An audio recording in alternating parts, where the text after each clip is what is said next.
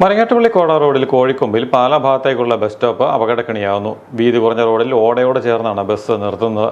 ശ്രദ്ധിക്കാതെ ബസ് ഇറങ്ങിയാൽ യാത്രക്കാർ ഓടയിൽ വീഴാനുള്ള സാധ്യതയാണ് ഇവിടെ ഉള്ളത്.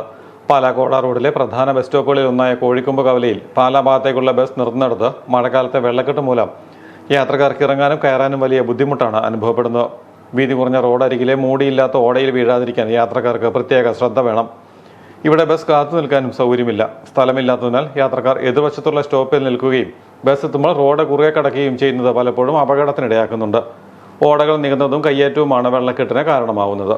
പാലാ ഭാഗത്തേക്കുള്ള ബസ് സ്റ്റോപ്പ് മുന്നോട്ട് നീക്കണമെന്ന ആവശ്യവുമായിരുന്നു. കോഴിക്കൊമ്പ് കവലയിൽ ബസ് കാത്തിരിപ്പ് കേന്ദ്രം നിർമ്മിക്കണമെന്നും ആവശ്യമുയരുന്നുണ്ട്. കോഴിക്കൊമ്പ് ജംഗ്ഷനിലെ അപകട ഭീഷണി ഒഴിവാക്കാനും വീതി കൂട്ടാനുമുള്ള പ്രവർത്തനങ്ങൾ നടപ്പാക്കാൻ കഴിഞ്ഞിട്ടില്ല. ജംഗ്ഷൻ നവീകരണവും ബസ് സ്റ്റോപ്പ് ക്രമീകരണവും ഉൾപ്പെടുന്ന കോഴിക്കൊമ്പ് കവലയുടെ വികസനം നടപ്പാക്കാൻ വൈകരുതെന്ന ആവശ്യമാണ് പ്രദേശവാസികൾക്കുള്ളത്.